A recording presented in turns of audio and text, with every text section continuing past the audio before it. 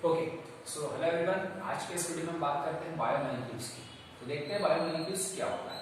चलिए स्टार्ट करते हैं। बायोमोलिक्यूल्स की अगर हम बेसिकली बात करें तो ये हमारे 12th क्लास का चैप्टर है और इस बायोमोलिक्यूल्स के अंदर हम जनरली जब देखते हैं तो कौन कौन से ऐसे लिविंग, देखिए जनरली बायोमोलिक्यूल्स हम किसके रिस्पेक्ट में पढ़ते हैं, लिविंग सिस्टम के रिस्पेक्ट में पढ़ते हैं। लिविंग सिस्टम का मतलब होता है कि जो भी लिविंग थिंग्स हैं हमारे पास हैं, जो भी लिविंग सेल्स हैं, उनके अंदर भी हमारी केमिस्ट्री एक अपना रोल प्ले करती है।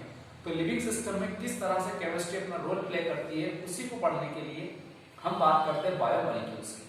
तो बायोमोलिक्यूल्स की जनरली जब हम स्टडी करते हैं तो उसको हम पढ़ते हैं बायोकेमिस्ट्री में। तो बायोमोलिक्यूल्स की हम स्टडी किसके अंदर करते हैं, बायोकेमिस्ट्री में। इसमें करते हैं बायोकेमिस्ट्री। तो बायोकेमिस्ट्री क्या है, एक ब्रांच है हमारे पास जहां पर हम दो लोगों की स्टडी करते हैं या दो चीजों की स्टडी करते हैं। फर्स्ट हमारे पास होता है लिविंग, जिसको हम बोलते हैं लिविंग सेल, और एक होता है हमारे पास मॉलिक्यूल्स, या कहें कि बायोमोलिक्यूल्स या केमिस्ट्री की अगर हम बात करें तो उसको हम एटम्स भी बोल सकते हैं। तो बायोकेमिस्ट्री या कहें कि बायोमोलिक्यूल्स, तो बायो का सबसे पहले मीनिंग होता है कि लिविंग सेल, राइट। तो हमने यहाँ पे लिखा लिविंग सेल। उसके बाद मॉलिक्यूल्स जनरली हम पढ़ते हैं केमिस्ट्री के अंदर, और केमिस्ट्री में हम मॉलिक्यूल्स और एटम दोनों की बात करते हैं। तो एक सिंपल सा कंसेप्ट है कि बायोमोलिक्यूल्स की स्टडी हम कहाँ करते हैं, बायोकेमिस्ट्री में करते हैं। क्यों करते हैं, क्योंकि यहाँ पर लिविंग बीइंग और हमारी केमिस्ट्री एक दूसरे के साथ वर्क करती है, इसलिए हम इसको बायोकेमिस्ट्री में इसकी स्टडी करते हैं। थोड़ा सा आगे चलते हैं। अगर हम बात करें बायोमोलिक्यूल्स तो ये क्या है, तो बायोमोलिक्यूल्स को जनरली हम लिविंग सिस्टम में देखते हैं। अब लिविंग सिस्टम कौन सा, जितने भी लिविंग सेल है उनकी बात कर रहे हैं। जैसे कि मैंने यहाँ लिखा है कि लिविंग सेल की हम यहाँ पर क्या कर रहे हैं, स्टडी करते हैं। फिर बात आती है कि लिविंग सिस्टम जनरली बना किससे होता है, तो लिविंग सिस्टम कंपोज्ड होता है हमारे नॉन लिविंग पार्ट से। ये जो लिविंग सिस्टम है या कहेंगे जो सेल है, लिविंग सेल जो मैं बोल रहा हूँ, ये किससे बना होगा, तो ये बना होता है नॉन लिविंग पार्ट से। अब नॉन लिविंग पार्ट कौन सा है, तो जैसे कि हम बात कर रहे हैं यहाँ पर एटम्स की और मॉलिक्यूल्स की। तो ध्यान देना, बायोकेमिस्ट्री जनरली क्या है, एक लिविंग सिस्टम और एक नॉन लिविंग सिस्टम, दोनों को जब हम कोऑर्डिनेट करते हैं, दोनों को एक दूसरे के रिस्पेक्ट में देखते हैं, तो फिर हम बायोमोलिक्यूल्स की बात करते हैं। क्योंकि बायोमोलिक्यूल्स के अंदर हमें क्या देखने को मिल रहा है कि बायोलॉजी मतलब एक बायो लिविंग सेल, और लिविंग सेल के साथ मॉलिक्यूल्स है, और मॉलिक्यूल्स की स्टडी हम केमिस्ट्री में करते हैं। तो क्या कहा जाएगा इसको, लिविंग सेल जिसके अंदर क्या है, एटम और मॉलिक्यूल्स हैं, या कहें कि लिविंग सेल जिससे बना हुआ है वो कौन है हमारे, किससे बना हुआ है ये, तो एटम और मॉलिक्यूल से बनता है। तो इसलिए हमने लिखा है composed of non living. Non living कौन होते हैं, तो एटम्स और मॉलिक्यूल्स। ये क्या होते हैं, नॉन लिविंग्स होते हैं, जो हमारे लिविंग सिस्टम को कंपोज करने में हेल्प करते हैं। फिर आगे चलते हैं कि ये बायोमोलिक्यूल्स होते कौन से हैं, किसे पढ़ेंगे हम लोग। तो बायोमोलिक्यूल्स जनरली हमें कॉम्प्लेक्स के फॉर्म में देखने को मिलेंगे, और ये कौन कौन से कॉम्प्लेक्स हैं, तो बायोमोलिक्यूल्स के हमारे पास काफी सारे कॉम्प्लेक्स हैं। कार्बोहाइड्रेट, प्रोटीन, विटामिन्स, उसके बाद हमारे पास आता है न्यूक्लिक एसिड, लिपिड्स, ये सारे क्या होते हैं हमारे पास, बायोमोलिक्यूल कॉम्प्लेक्स होते हैं। तो कौन कौन से होंगे, फर्स्ट हमारे पास आता है कार्बोहाइड्रेट, फिर हम बात करते हैं प्रोटीन की, विटामिन्स की, न्यूक्लिक एसिड की और लिपिड की, और भी होते हैं जो हम देखते हैं। अभी आपको इतना समझना है कि बायोमोलिक्यूल्स कॉम्प्लेक्स के लिए हम जनरली वे में देखें, जनरल वे में देखें तो carbohydrate, proteins, vitamins, nucleic acid and lipid, ठीक है, ये हमारे क्या होता है, बायोमोलिक्यूल कॉम्प्लेक्स होते हैं, ठीक है। इसके अलावा हम सबसे पहले फोकस करते हैं कार्बोहाइड्रेट को। कार्बोहाइड्रेट है क्या एक्चुअली, तो देखिए कार्बोहाइड्रेट जो हमारे पास एक ऑर्गेनिक कंपाउंड है। कार्बोहाइड्रेट ये क्या है, हमारे पास एक ऑर्गेनिक कंपाउंड होता है, और इसकी अगर हम फिजिकल प्रॉपर्टीज की थोड़ी सी बात करें तो ये स्वीट टेस्ट होते हैं। जो कार्बोहाइड्रेट होते हैं वो कैसे होते हैं, स्वीट टेस्ट होते हैं, या कहें कि शुगर, एक तरह से शुगर टेस्ट जो आपको देखने को मिलता है, वैसे हम इसकी बात करते हैं। तो कार्बोहाइड्रेट कैसा होता है, हमारे स्वीट टेस्ट होते हैं। और कार्बोहाइड्रेट क्या है, तो एक ऑर्गेनिक कंपाउंड्स होता है। तो फिजिकली अगर प्रॉपर्टीज की मैं बात करते हैं, स्वीट टेस्ट होते हैं। और अगर मैं इसको केमिकली थोड़ा सा देखता हूं तो केमिकली हमारे पास एक ऑर्गेनिक कंपाउंड है, और ये जो कार्बोहाइड्रेट है ये आपके क्या होता है, ऑप्टिकली एक्टिव कंपाउंड्स होते हैं, पाइल हाइड्रोक्सी एल्डिहाइड और कीटोन्स के।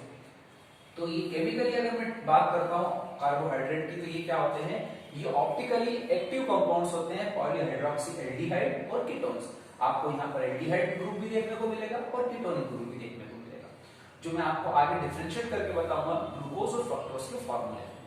अभी के आप इतना याद रखना कि कार्बोहाइड्रेट क्या है मेरे पास, ये जो कार्बोहाइड्रेट है ये स्वीटेस्ट होते हैं, एक ऑर्गेनिक कंपाउंड्स हैं, और केमिकली अगर मैं इनकी बात करूं तो ये ऑप्टिकली एक्टिव कंपाउंड्स होते हैं जो हमारे पॉलीहाइड्रोक्सी एल्डिहाइड और कीटोन्स देखते हैं।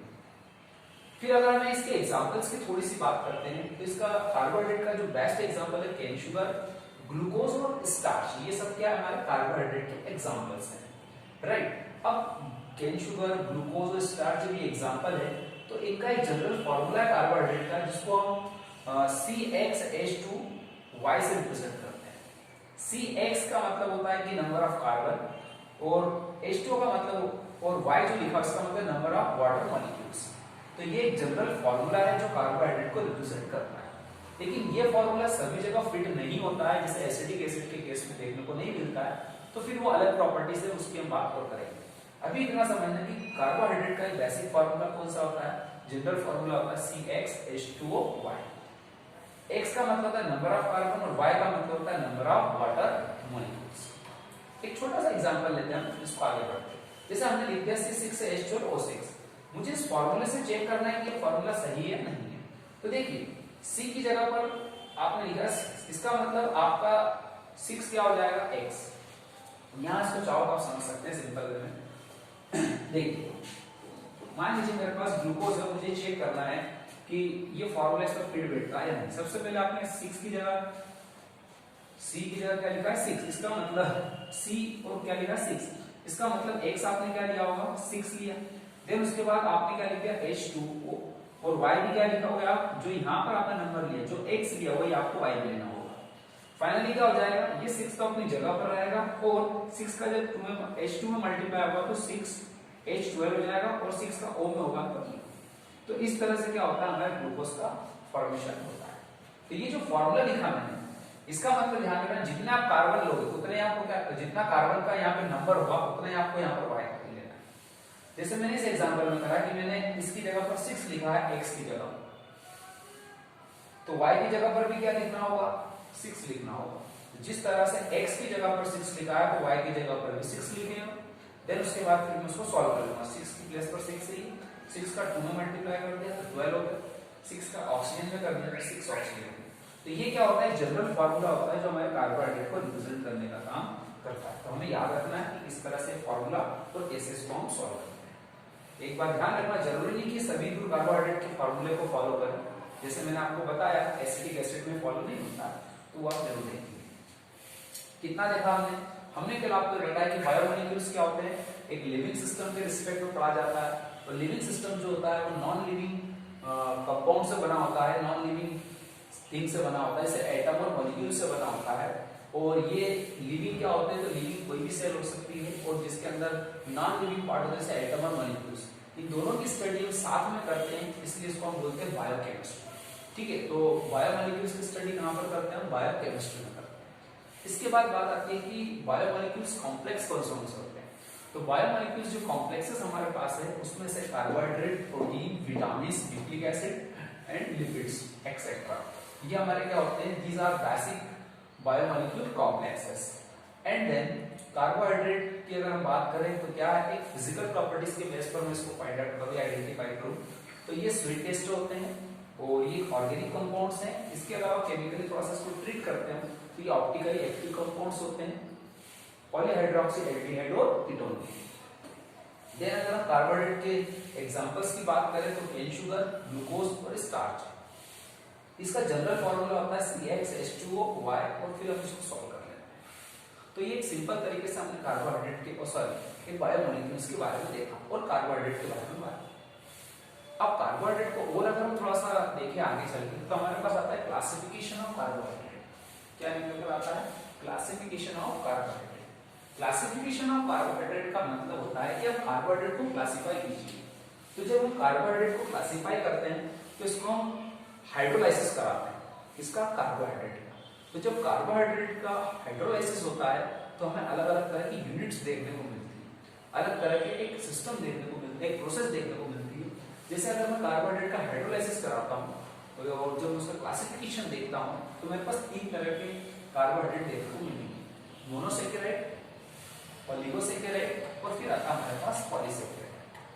फर्स्ट हम बात करते हैं मोनोसैकेराइड की।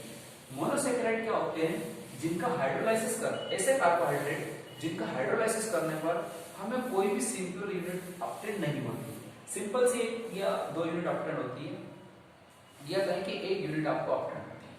तो मोनोसेकेराइड का मतलब होता है कि कार्बोहाइड्रेट का जब हाइड्रोलाइसिस करते हैं तो हमें बहुत ज्यादा यूनिट ऑप्टेन नहीं होती है। ठीक है, तो हमने सिंपल सा लिख रखा है कि carbohydrate that cannot hydrolyse further simpler unit of polyhydroxide. आपको एक सिंपल सा कार्बोहाइड्रेट उसका जब आप हाइड्रोलाइसिस करा तो आपको एक ही यूनिट मिल जाती है उसमें। तो कार्बोहाइड्रेट का जब हाइड्रोलाइसिस करते हैं उसकी एक यूनिट मिलती है, और फर्दर उसका हाइड्रोलाइसिस जब नहीं हो पाता है और भी ज्यादा यूनिट हमको ऑप्टेन नहीं होती है, तो उसी को कहा जाता है हमारा मोनोसेकेराइड। तो कार्बोहाइड्रेट का हमने हाइड्रोलाइसिस करा और एक सिंपल यूनिट मिली और फिर उसका फर्दर हाइड्रोलाइसिस नहीं हो सकता, उसी को कहा जाता है मोनोसेकेराइड। एग्जांपल्स की बात करें तो ग्लूकोज और फ्रक्टोज दोनों का फॉर्मूला सेम है, मैं अभी आपको बताऊंगा आगे, लेकिन स्ट्रक्चर के बेसिस पर मैं इनको फिर आइडेंटिफाई करता हूं। आगे चलते हैं, हमारे पास आता है ओलिगोसेकेराइड। ऐसे कार्बोहाइड्रेट होते हैं जिनका हाइड्रोलाइसिस करने पर हमें 2 से 10 मोनोसेकेराइड यूनिट ऑप्टेन होती है। ठीक है, यहाँ पर कोई यूनिट ऑप्टेन नहीं होती, सिंगल यूनिट ऑप्टेन होती है, इसलिए इसको मोनोसेकेराइड कहा। बट अगर हम ओलिगोसेकेराइड की बात करें तो कार्बोहाइड्रेट को जब हाइड्रोलाइसिस कराते हैं तो हमें 2 से लेकर 10 यूनिट मोनोसेकेराइड की ऑप्टेन होती है, उसी को कहा जाता है ओलिगोसेकेराइड। इसको हम फर्दर क्लासिफाई करते हैं तो हमें देखने को मिलता है डाइसेकेराइड, ट्राइसेकेराइड और टेट्रासेकेराइड। ठीक है, क्या कहा ओलिगोसेकेराइड में कि कार्बोहाइड्रेट का हाइड्रोलाइसिस करने पर जब हमें 2 से 10 मोनोसेकेराइड यूनिट्स मिलती है तो उसी को बोलते हैं ओलिगोसेकेराइड। ओलिगोसेकेराइड को फर्दर क्लासिफाई जब हम करते हैं तो इन्होंने क्या कहा, डाइसेकेराइड, ट्राई और टेट्रासेकेराइड आपको देखने को मिलते हैं। थर्ड हमारे पास आता है पॉलीसेकेराइड। पॉलीसेकेराइड क्या होते हैं, कार्बोहाइड्रेट के जब हाइड्रोलाइसिस करते हैं तो लार्ज नंबर में हमें क्या मिलते हैं, मोनोसेकेराइड यूनिट मिलते हैं। तो यहाँ पर तो 2 से 10 है, लेकिन यहाँ पर क्या large number of monosaccharide units आपको हाइड्रोलाइसिस करने पर ऑप्टेन होती है। तो जब हम कार्बोहाइड्रेट का हाइड्रोलाइसिस कराते हैं और लार्ज नंबर में हमको मोनोसेकेराइड यूनिट्स मिलती है तो उसको बोला जाता है पॉलीसेकेराइड। पॉली का मतलब होता है बहुत सारे मोनोसेकेराइड यूनिट का ऑप्टेन होना, कब, हाइड्रोलाइसिस पर। किसके एग्जांपल्स की बात करें, स्टार्च, सेल्यूलोज और ग्लाइकोजेन, ये किसके एग्जांपल है, हमारे पॉलीसेकेराइड। तो इस तरह से हम कार्बोहाइड्रेट क्या है उसके क्लासिफिकेशन की बात करते हैं और एक बेसिक क्राइटेरिया हम समझते हैं। ठीक है, तो आप इसको पहले कॉपी कर लीजिए, फिर हम आगे बात करते हैं।